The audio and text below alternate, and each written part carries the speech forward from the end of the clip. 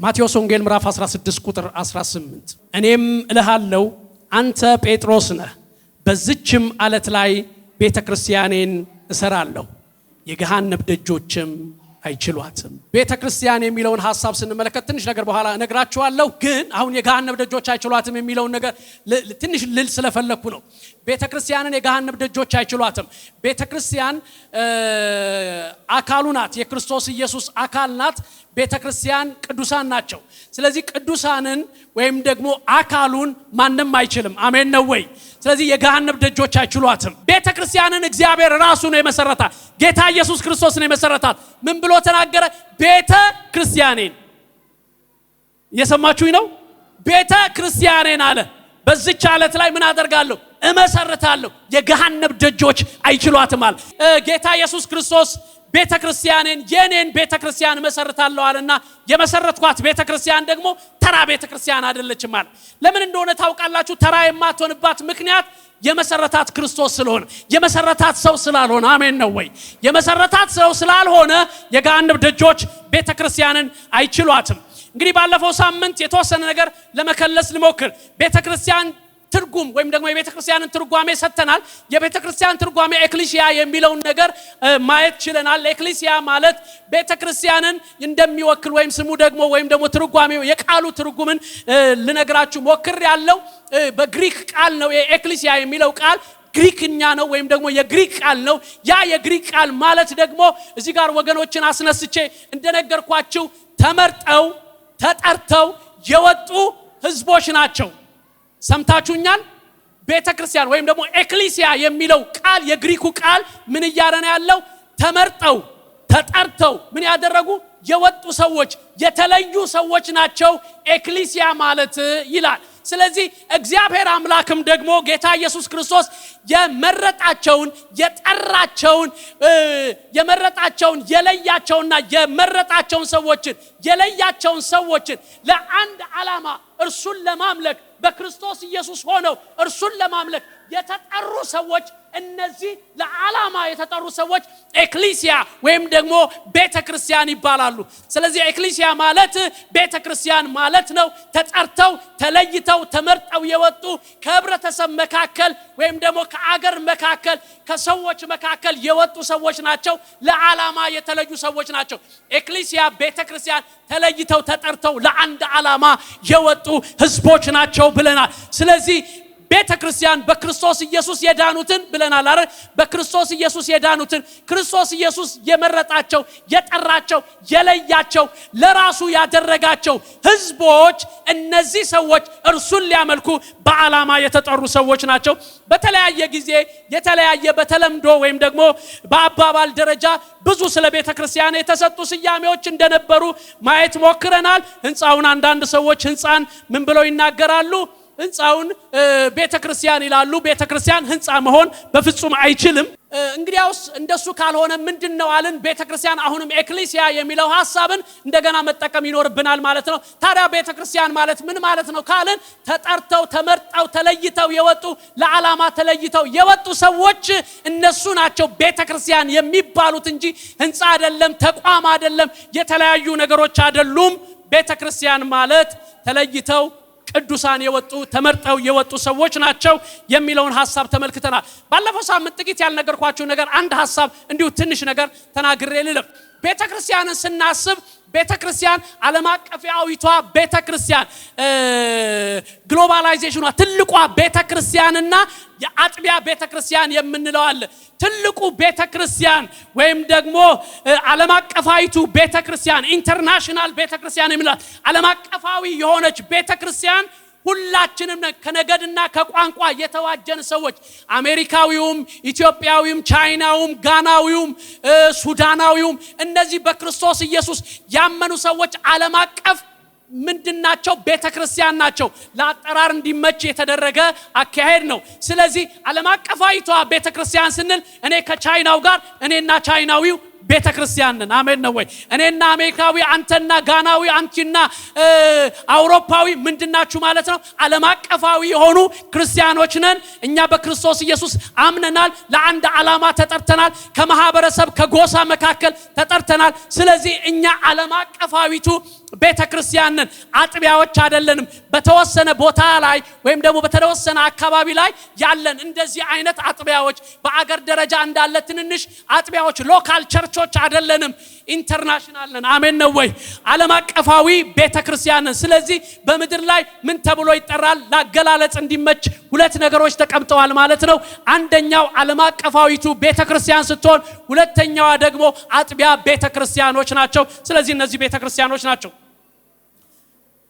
ቤተክርስቲያን መቼ ተመሰረተች የሚለውንም ሐሳብ ተመልክተናል ቤተክርስቲያን የተመሰረተችበት መቼ ነው አለን በሐዋርያት ሥራ ጌታ ኢየሱስ ክርስቶስ ከሄደ ከሞተ ከተነሳ በኋላ በዛ በባለ 50 ቀን በተባለበት ጊዜ መንፈስ ቅዱስ የወረደበት ጊዜ የዛን ጊዜ ቤተክርስቲያን እንደተመሰረተች የመጽሐፍ ቅዱስ አስተማሪዎች ይናገራሉ ስለዚህ ቤተክርስቲያን መቼ ተመሰረተች በባለ 50 ቀን መንፈስ ቅዱስ ሐዋርያቶችና አማኞች ተሰብስበው በሚጸልዩበት 120 ሆነው በሚጸልዩበት በዛ ስፍራ ላይ መንፈስ ቅዱስ የወረደበት የዛን ጊዜ ቤተክርስቲያን ተመስርታለች ቤተክርስቲያን የማናት የሚለውን ሐሳብ ደግሞ ጥቂት እንመለከታለን ቤተክርስቲያን የማናት አሁንም በተለምዶ ብዙ ሰው የምንጠራበት አጠራር አለ ቤተክርስቲያንን የማናት የሚለውን ሐሳብ ስንናገር የተለያየ ስያሜ እንሰጣለን የተለያዩ ሐሳቦችን እንሰጥበታለን ስለ ቤተክርስቲያን ስንናገር ማለት ነው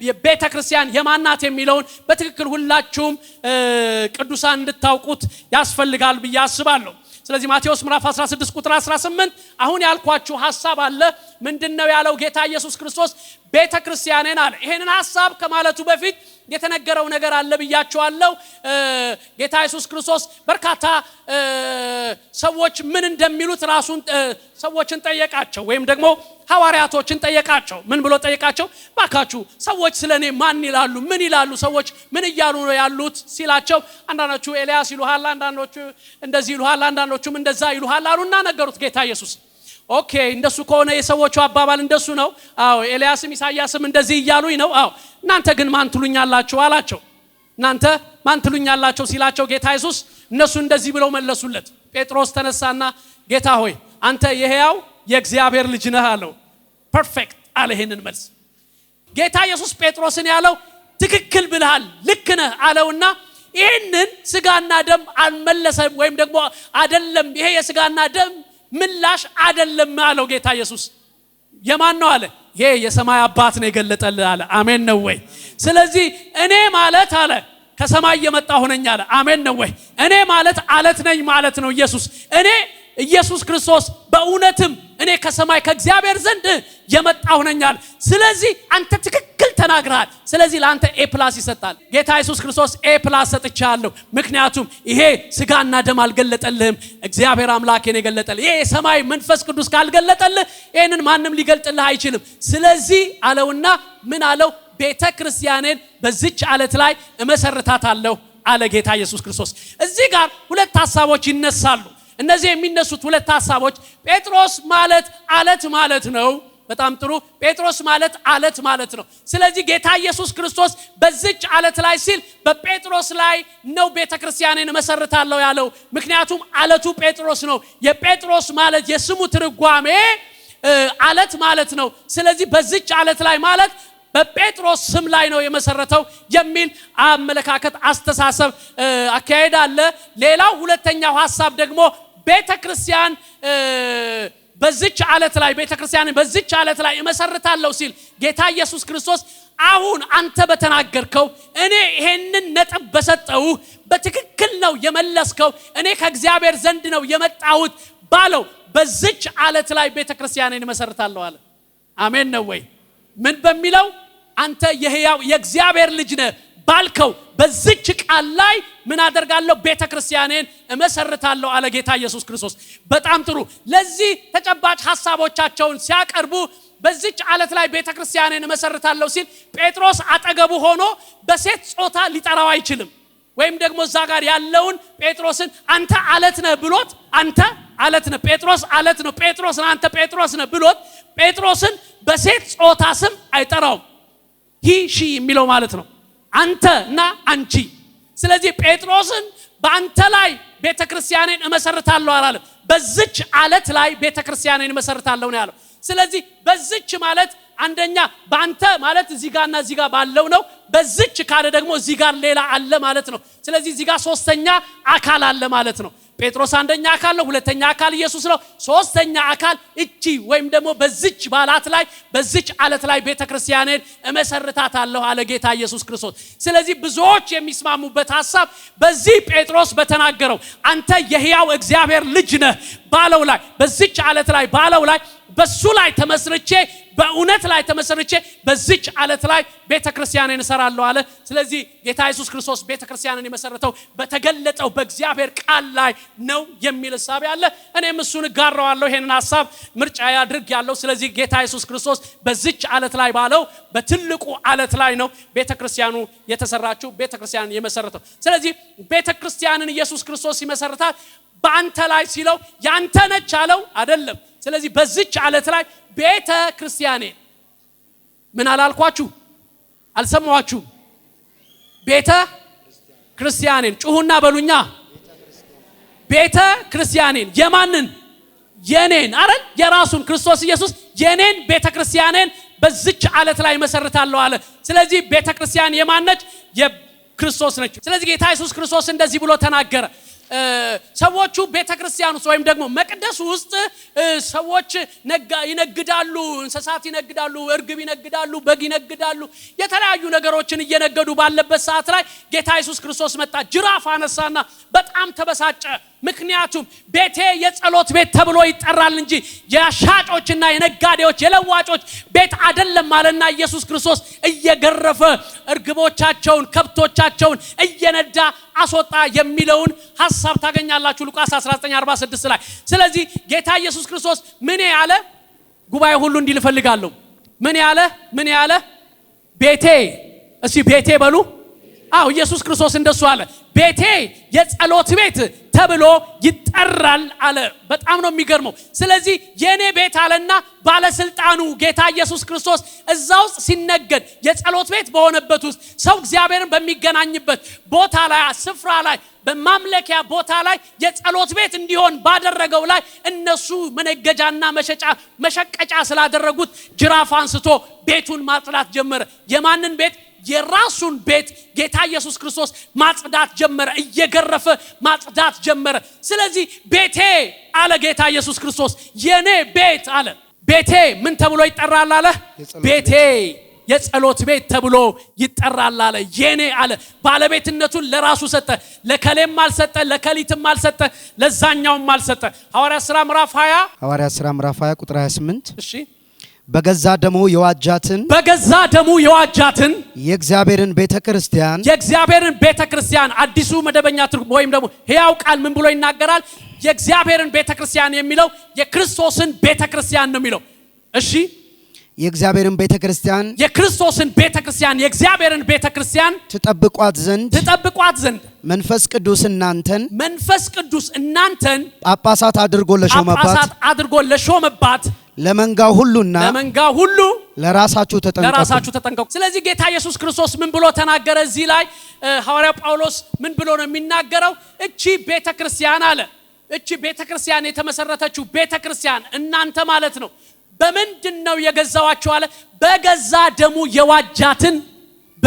ደሙ የዋጃትን አጠገባችሁ ያለውን ሰው ንገሩልኝ በገዛ ደሙ የዋጃት ነች በሉ ቤተክርስቲያን በገዛ ደሙ የዋጃት ነች የክርስቶስ ቤተክርስቲያን ነች የእግዚአብሔር ቤተክርስቲያን ነች ቤተክርስቲያን የሰው በፍጹም መሆን አትችልም የከሌና የከሊት በፍጹም መሆን አትችልም ቤተክርስቲያን በገዛ ደሙ የዋጃት የክርስቶስ ቤተክርስቲያን ወይም ደግሞ የእግዚአብሔር ቤተክርስቲያን ብሎ ነው መጽሐፍ ቅዱሳችን የሚናገረው ስለዚህ አደገኛ ትምህርት ልመታ ነው አሙን ተስማሙኛላችሁ አሜን በሉኝ ጩሁና አሜን በሉኝ ሃሌሉያ ቤተክርስቲያን የሰዎች አይደለችም ቤተክርስቲያን የባለ ራእዮች አይደለችም ቤተክርስቲያንን ለተከሉ ሰዎች የነሱ አይደለችም ቤተክርስቲያን በገዛ ደሙ ቤተክርስቲያን የእግዚአብሔር ነች በገዛ ደሙ ማንም ሰው ደሙን አላፈሰሰላትም ማንም ግለሰብ ደሙን አላፈሰሰላትም ማንም ሰው ማንም አለው የሚል ሰው ማንም መስራች ማንም ሐዋርያ ማንም ነብይ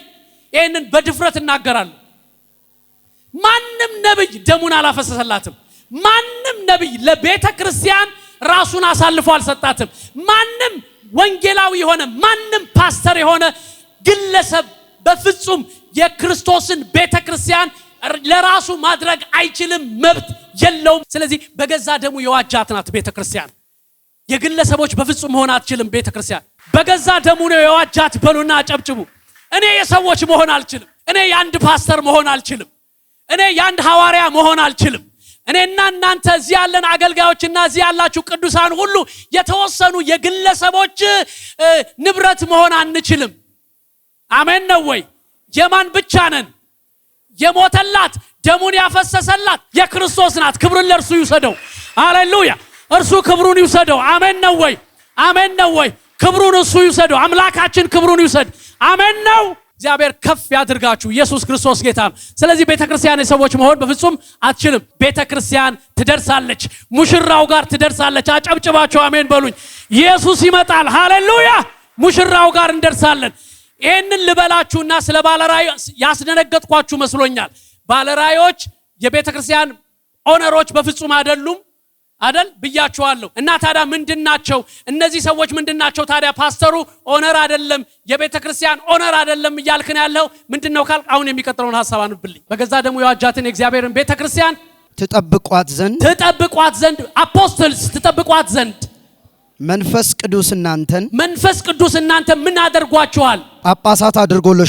ጳጳሳት አድርጎ ለሾመው ለመንጋ ሁሉ ምን እንድታደርጉ? ለራሳችሁ ተጠንቀቁ። ምን እንድትሆኑ አስቀመጣችሁ እናንተን ይላል። ጳጳሳት አድርጎ ወይም ደግሞ ጳጳስ የሚለው የስም ትርጓሜዎች ናቸው።